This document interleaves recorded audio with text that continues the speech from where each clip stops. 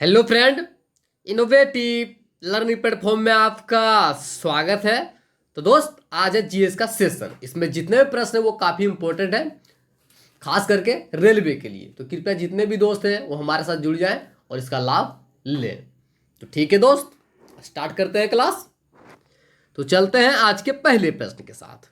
तो दोस्त, आज का पहला प्रश्न है, हीरा का अपवर्तनांक कितना होता है। तो दोस्त, हीरा का अपवर्तनांक कितना होता है दोस्त? वो होता है 2.42। आप ध्यान रखिएगा, हीरा का अपवर्तनांक कितना होता है? 2.42। ठीक है दोस्त, चलते हैं प्रश्न नंबर 2। नेटल किस पौधे का स्थानिक नाम है? तो दोस्त, नेटल नेटल किस पौधे का स्थानिक नाम है दोस्त? ये है उरकुस्सी। किसका दोस्त? उरकुस्सी, जिसे आप बिछुती भी कहते हैं। ठीक है दोस्त, तो इसी का तो नेटल का स्थानिक नाम क्या है? उरकुस्सी। आप नेटल भी कह सकते हैं या तो स्थानीय भाषा में इसे उरकुस्सी भी कहा जाता है। ठीक है दोस्त, चलते हैं प्रश्न नंबर 3। कौन सी धातु ऑक्साइड एक उभयधर्मी ऑक्साइड है? तो दोस्त, जो धातु ऑक्साइड एक उभयधर्मी ऑक्साइड है वो कौन सा है दोस्त? वो है एल्युमिनियम। आप ध्यान रखिएगा, एल्युमिनियम एक उभयधर्मी ऑक्साइड है। तो इसका आंसर क्या है? एल्युमिनियम। ठीक है दोस्त, चलते हैं प्रश्न नंबर 4। परमाणु त्रिज्या को किसके द्वारा मापा जाता है? तो दोस्त, परमाणु त्रिज्या को नैनोमीटर के द्वारा मापा जाता है। आप ध्यान रखिएगा, परमाणु त्रिज्या को किसके द्वारा मापा जाता है? तो वह है नैनोमीटर। ठीक है दोस्त, चलते हैं प्रश्न नंबर 5। जिस बिंदु पर सभी किरणें आकर मिलती है उसे क्या कहते हैं? तो दोस्त, जिस बिंदु पर सभी किरणें आकर मिलती है उसे कहते हैं फोकस। क्या दोस्त? फोकस। आप ध्यान रखिएगा, जिस बिंदु पर सभी किरणें आकर मिलती है उसे फोकस कहा जाता है। ठीक है दोस्त, चलते हैं प्रश्न नंबर 6। द्रव्यमान और वेग का गुणनफल क्या होता है? तो दोस्त, द्रव्यमान और वेग का गुणनफल को हम कहते हैं संवेग। क्या दोस्त? संवेग, जिसे मोमेंटम कहते हैं। आप ध्यान रखिएगा, द्रव्यमान और वेग का गुणनफल को संवेग कहा जाता है। ठीक दोस्त, चलते हैं प्रश्न नंबर 7।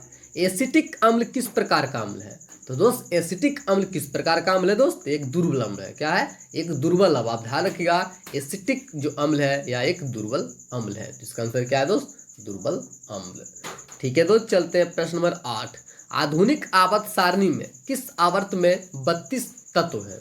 तो दोस्त, आवर्त सारणी के जिस आवर्त में 32 तत्व है वो कौन सा आवर्त है दोस्त? आवर्त 6। आप ध्यान रखिएगा, आवर्त 6 में कुल 32 तत्व है। तो इसका आंसर क्या है? आवर्त 6। ठीक है दोस्त, चलते हैं प्रश्न नंबर 9। दांतों का टूटना आरंभ हो जाता है जब पीएच का मान कितना से कम हो जाता है? तो दोस्त, आप ध्यान रखिएगा, दांतों का टूटना जो आरंभ होता है वो कब होता है? जब पीएच का मान 5.5 से कम हो जाता है। आप ध्यान रखिएगा, यदि 5.5 से यदि पीएच मान घट जाए तो दांतों का टूटना निश्चित होता है। तो इसका आंसर क्या है दोस्त? 5.5। ठीक है दोस्त, चलते हैं प्रश्न नंबर 10। लाइकन पौधे के किस वर्ग से संबंधित है? तो दोस्त, लाइकन पौधे के किस वर्ग से संबंधित है? तो यह है थैलोफाइटा। आप ध्यान रखिएगा, जो थैलोफाइटा वर्ग है उसी से संबंधित है लाइकन। तो इसका आंसर क्या है? थैलोफाइटा। ठीक है दोस्त, चलते हैं प्रश्न नंबर 11। आधुनिक आवर्त सारणी में अंतिम उप धातु कौन सी है? तो दोस्त, आधुनिक आवर्त सारणी में जो अंतिम उप धातु है वो कौन सी है दोस्त? वो है पोलोनियम। कौन है दोस्त? पोलोनियम। इसका आंसर क्या था? पोलोनियम। ठीक है दोस्त, चलते हैं प्रश्न नंबर 12। प्रतिरोध किसका मात्रक है? तो दोस्त, प्रतिरोध किसका मात्रक? प्रतिरोध का मात्रक क्या है? माफ कीजिएगा, प्रतिरोध का मात्रक क्या है? तो है ओम। क्या है दोस्त? ओम। ठीक है दोस्त, चलते हैं प्रश्न नंबर 13। फेरस सल्फेट का साधारण नाम क्या है? तो दोस्त, फेरस सल्फेट का जो साधारण नाम है वो क्या है दोस्त? वो है हरा कशिश। आप ध्यान रखिएगा, फेरस सल्फेट को हरा कशिश भी कहा जाता है, जिसका सूत्र क्या होता है? FeSO4 7H2O। तो आप ध्यान रखिएगा, फेरस सल्फेट का साधारण नाम हरा कशिश है। ठीक है दोस्त, चलते हैं प्रश्न नंबर 14। प्रत्यावर्ती धारा का आविष्कार किसके द्वारा किया गया था? तो दोस्त, प्रत्यावर्ती धारा, जिसे हम एक्यूरेंस करंट भी कहते हैं, एसी जिसे कहा जाता है, तो प्रत्यावर्ती धारा का आविष्कार निकोलस टेस्ला के द्वारा किया गया था। काफी इंपॉर्टेंट प्रश्न है, आप याद कीजिएगा। प्रत्यावर्ती धारा का आविष्कार किसके द्वारा किया गया है? यह निकोलस टेस्ला। ठीक है दोस्त, चलते हैं प्रश्न नंबर 15। जंतु जगत का सबसे बड़ा संघ कौन सा है? तो दोस्त, जंतु जगत का सबसे बड़ा संघ कौन सा है दोस्त? वह है आर्थ्रोपोडा। आप ध्यान रखिएगा, आर्थ्रोपोडा है वो सबसे बड़ा संघ माना जाता है जंतु जगत का। तो इसका आंसर क्या है? आर्थ्रोपोडा। ठीक है दोस्त, मुझे उम्मीद है कि आप लोगों को सेशन पसंद आ रहा होगा। यदि यदि आप लोगों ने अभी तक सेशन को शेयर नहीं किया है तो कृपया फटाफट शेयर कर दें ताकि और भी फ्रेंड हमारे साथ जुड़ सके और इसका लाभ ले सके। तो ठीक है दोस्त, चलते हैं प्रश्न नंबर 16। तो दोस्त प्रश्न नंबर 16 है एक्टिनियम। एक्टिनियम तत्व की परमाणु संख्या कितनी है?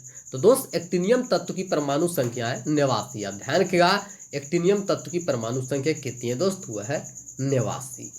ठीक है दोस्त, चलते हैं प्रश्न नंबर 17। काली चूना का सूत्र क्या है? तो दोस्त काली चूना का सूत्र क्या होता है? तो होता है CaO, जिसे हम बोलते हैं कैल्शियम ऑक्साइड। क्या बोलते हैं दोस्त? कैल्शियम ऑक्साइड को काली चूना कहा जाता है। तो इसका आंसर क्या है दोस्त? CaO। ठीक है दोस्त, चलते हैं प्रश्न नंबर 18। मिल्क ऑफ मैग्नीशिया किस प्रकार का पदार्थ है? तो दोस्त मिल्क ऑफ मैग्नीशिया ये किस प्रकार का पदार्थ है दोस्त? ये है एंटासिड। क्या दोस्त? एंटासिड, यानी कि आपके शरीर में यदि अम्लता बढ़ जाए या दर्द हो या अपच हो जाए तो उसे दूर करने के लिए हम इसका उपयोग करते हैं। तो ये किस प्रकार का पदार्थ है दोस्त? ये है एंटासिड। ठीक है दोस्त, चलते हैं प्रश्न नंबर 19। जाइलम किस प्रकार का उत्तक है? तो दोस्त जाइलम किस प्रकार का उत्तक है दोस्त? ये है जटिल उत्तक का। ध्यान रखिएगा, जाइलम या जटिल उत्तक है। तो इसका आंसर क्या है? जटिल उत्तक। ठीक है दोस्त, चलते हैं प्रश्न नंबर 20। रक्त क्या है? तो रक्त एक प्रकार का उत्तक है। क्या है दोस्त? उत्तक। तो इसका आंसर क्या है? उत्तक। ठीक है दोस्त, चलते हैं प्रश्न नंबर 21। बुझे हुए चूना का रासायनिक नाम क्या है? तो दोस्त बुझे हुआ चूना का रासायनिक नाम क्या होता है? Calcium hydroxide. क्या होता है दोस्त? Calcium hydroxide. यानी कि काली चूना में यदि हम पानी को डाल दें तो वह क्या बन जाता है? कैल्शियम हाइड्रोक्साइड, यानी बुझा हुआ चूना। तो इसका आंसर क्या है दोस्त?